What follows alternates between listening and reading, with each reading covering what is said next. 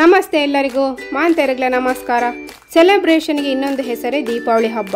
ಓದು ಉದ್ಯೋಗ ಅಂತ ಬೇರೆ ಊರಿಗೆ ಹೋದವರನ್ನೆಲ್ಲ ಪುನಃ ಒಟ್ಟುಗೂಡಿಸೋ ಹಬ್ಬ ಇದು. ಈ ಹಬ್ಬದಲ್ಲಿ ಬಗೆ ಬಗೆಯ ತಿಂಡಿ ತಿನಿಸು ಮಾಡುವುದೇ ಒಂದು ಸಂಭ್ರಮ. ಇದೇ ಖುಷಿಯಲ್ಲಿ ಒಂದು ಹೊಸ ವಿಧಾನದ ಸ್ವೀಟ್ ತಯಾರಿಸೋಣ. ಐತಾಳ್ಸ್ ಕಿಚನ್ ಎಲ್ಲ ವೀಕ್ಷಕರಿಗೆ ಸ್ವಾಗತ. ಗೋಡಂಬಿಯಿಂದ ಮಾಡುವ ಎಲ್ಲ ಸ್ವೀಟು ತುಂಬ ರುಚಿ. ಇವತ್ತು ಅದಕ್ಕೆ ಗುಲಾಬಿ ದಳಗಳನ್ನು ಸೇರಿಸೋಣ. ರೋಸ್ ಪೆಟಲ್ಸ್ ಕ್ಯಾಶ್ಯೂ ಬಾಲ್ಸ್ ಇವತ್ತು ತಯಾರಿಸೋಣ. ವಿಧಾನ ನೋಡೋ ಮೊದಲು ಚಾನಲ್ ಸಬ್ಸ್ಕ್ರೈಬ್ ಆಗಲು ಮರಿಬೇಡಿ. ಸ್ವೀಟಿನ ಹೆಸರೇ ಹೇಳುವ ಹಾಗೆ ಇದಕ್ಕೆ ಗೋಡಂಬಿಯ ಮೈನ್ ಇಂಗ್ರೀಡಿಯೆಂಟ್ಸ್. ನಾನಿಲ್ಲಿ 1.5 ಕಪ್ಪಿನಷ್ಟು ಗೋಡಂಬಿ ತಗೊಂಡಿದ್ದೇನೆ. ಇನ್ನು ಇದನ್ನು ಮಿಕ್ಸಿ ಜಾರಿಗೆ ಹಾಕಿ ಇದನ್ನು ಪೌಡರ್ ಮಾಡಿ ತರ್ತೇನೆ. ಹಾಗೆ ಇದಕ್ಕೆ 50 ಗ್ರಾಮ್ನಷ್ಟು ಗೋಡಂಬಿಯನ್ನು ಈ ರೀತಿಯಾಗಿ ಸಣ್ಣದಾಗಿ ಕಟ್ ಮಾಡಿ ಇಟ್ಟುಕೊಳ್ಳಿ. ಇದು ಆಮೇಲೆ ಉಪಯೋಗಕ್ಕೆ ಬರ್ತದೆ. ಈಗ ಮಿಕ್ಸಿ ಜಾರಿಗೆ ಹಾಕೊಂಡಿದ್ದ ಗೋಡಂಬಿಯನ್ನು ಪೌಡರ್ ಮಾಡಿ ತರೋಣ.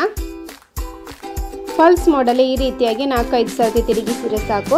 ಜಾಸ್ತಿ ಮಿಕ್ಸಿ ರನ್ ಮಾಡಿದರೆ ಗೋಡಂಬಿ ಎಣ್ಣೆ ಬಿಡುವ ಚಾನ್ಸ್ ಇರ್ತದೆ. ನೋಡಿ, ಇಷ್ಟ ಆದರೆ ಸಾಕು. ಇದನ್ನು ಪುನಃ ಫೈನ್ ಪೇಸ್ಟ್ ಮಾಡಲಿಕ್ಕೆ ಉಂಟು. ಅದಕ್ಕೆ ಇಲ್ಲಿ ನಾನು ಸ್ವಲ್ಪವೇ ಹಾಲು ಹಾಕ್ಕೊಳ್ತೇನೆ. ಒಟ್ಟು ನನಗೆ ಇಲ್ಲಿ 1/4 ಕಪ್ಪಿನಷ್ಟು ಹಾಲು ಬೇಕಾಗಿದೆ. ಹಾಗೆ ಗೋಡಂಬಿ ಅರ್ಧದಷ್ಟು ಅಂದರೆ 3/4 ಕಪ್ಪಿನಷ್ಟು ಸಕ್ಕರೆ ಹುಡಿಯನ್ನು ನಾನಿಲ್ಲಿ ಹಾಕ್ಕೊಳ್ತಾ ಇದ್ದೇನೆ.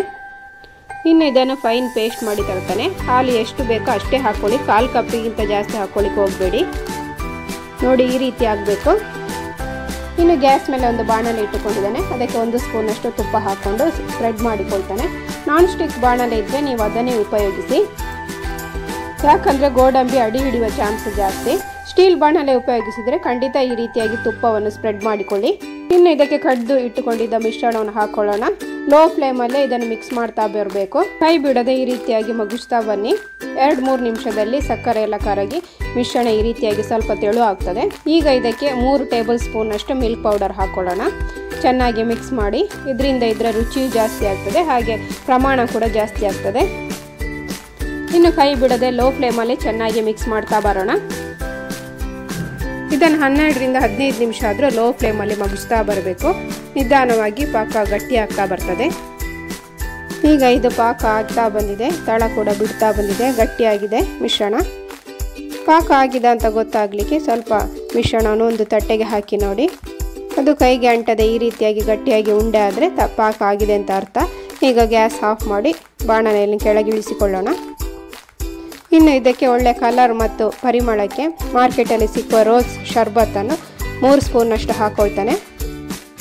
ಹಾಗೆ ಮೇಲ್ಗಡೆ 1 ಸ್ಪೂನಷ್ಟು ತುಪ್ಪ ಹಾಕ್ಕೊಂಡು ಇದನ್ನು ಚೆನ್ನಾಗಿ ಮಿಕ್ಸ್ ಮಾಡಿಕೊಳ್ಳೋಣ.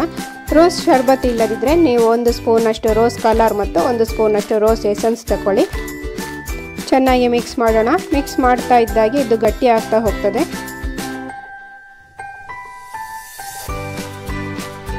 ಇನ್ನು ಇದಕ್ಕೆ ಒಣಗಿಸಿ ಇಟ್ಟಿದ್ದ ಗುಲಾಬಿ ದಳಗಳನ್ನು ಹಾಕ್ಕೊಳ್ತಾನೆ. 10 ಗುಲಾಬಿಯ ದಳಗಳನ್ನು ಚೆನ್ನಾಗಿ ತೊಳೆದು 4-5 ಗಂಟೆಯಷ್ಟು ಹೊತ್ತು ಬಿಸಿಲಲ್ಲಿ ಒಣಗಿಸಿ ಇದಕ್ಕೆ ಉಪಯೋಗಿಸಿ. ಪೆಟಲ್ಸ್ ಮಿಶ್ರಣದ ಎಲ್ಲ ಭಾಗಕ್ಕೆ ಸೇರುವಾಗ ಇದನ್ನು ಚೆನ್ನಾಗಿ ಮಿಕ್ಸ್ ಮಾಡಿಕೊಳ್ಳೋಣ. ಇದನ್ನು ತುಪ್ಪ ಸವರಿದ ಒಂದು ಪ್ಲೇಟಿಗೆ ಹಾಕ್ಕೊಳ್ತಾನೆ. ಸ್ವಲ್ಪ ಬಿಸಿ ಇರುವಾಗವೇ ಈ ಗಾತ್ರದ ಬಾಲ್ಸನ್ನು ತಯಾರಿಸ್ತಾನೆ. ಇನ್ನು ಇದನ್ನು ಮೊದಲೇ ಫ್ರೈ ಮಾಡಿ ಕಟ್ ಮಾಡಿ ಇಟ್ಟುಕೊಂಡಿದ್ದ ಗೋಡಂಬಿಯಲ್ಲಿ ಹೊರಳಿಸ್ತಾನೆ. ಫುಲ್ ಕೋಟ್ ಆಗಲಿ ಗೋಡಂಬಿ ಇದರ ಮೇಲೆ. ಪುನಃ ಗುಲಾಬಿ ಎಸಳುಗಳನ್ನು ಕೂಡ ಇದರ ಮೇಲೆ ಹಾಕಿ ರೋಲ್ ಮಾಡೋಣ. ಎಷ್ಟು ಜಾಸ್ತಿ ಗುಲಾಬಿ ಎಸಳು ಹಾಕ್ತೀರಾ ಅಷ್ಟು ರುಚಿ ಜಾಸ್ತಿ, ನೋಡ್ಲಿಕ್ಕೂ ಕೂಡ ತುಂಬ ಚೆಂದ ಕಾಣ್ತದೆ. ಈ ರೀತಿಯಾಗಿ ಎಲ್ಲ ಬಾಲ್ಸನ್ನು ತಯಾರಿಸ್ತೇನೆ. ಇನ್ನು ಇದನ್ನು ಬಟರ್ ಪೇಪರ್ ಅಥವಾ ಕಪ್ ಕೇಕಿನ ಪೇಪರಿಂದ ಡೆಕೋರೇಟ್ ಮಾಡ್ಬೋದು. ಈಗ rose petals cashew balls ready ಆಯಿತು. ಇನ್ನು ಇದನ್ನು 10 ನಿಮಿಷದಷ್ಟು ಹೊತ್ತು ಫ್ರಿಜ್ಜಲ್ಲಿ ಇಡಬೇಕು. 10 ನಿಮಿಷದ ನಂತರ ನಾನು ನಿಮಗೆ ಇದನ್ನು ತೋರಿಸ್ತಾ ಇದ್ದೇನೆ. ಕ್ಯಾಶ್ಯೂ ಮತ್ತು ರೋಸ್ ಫ್ಲೇವರ್ನ ಈ ಸ್ವೀಟ್ ತುಂಬ ರುಚಿಯಾಗಿರ್ತದೆ. ಮನೆಯಲ್ಲಿ ಕಮ್ಮಿ ಖರ್ಚಲ್ಲಿ ತಯಾರಿಸ್ಬೋದು. ಮಾರ್ಕೆಟಲ್ಲಿ ನೀವು ಇದರ 4 ಪಟ್ಟು ಜಾಸ್ತಿ ರೇಟ್ ಕೊಡಬೇಕಾಗ್ತದೆ. ಈ ವಿಧಾನ ಇಷ್ಟ ಆದರೆ ಮನೆಯಲ್ಲಿ ಖಂಡಿತ ತಯಾರಿಸಿ ನೋಡಿ. ಲೈಕ್ ಮಾಡಿ, ಶೇರ್ ಮಾಡಿ, ಕಮೆಂಟ್ ಮಾಡಿ. ನನ್ನ ರತಿಕುಕ. Thank you. ಬಾಯ್.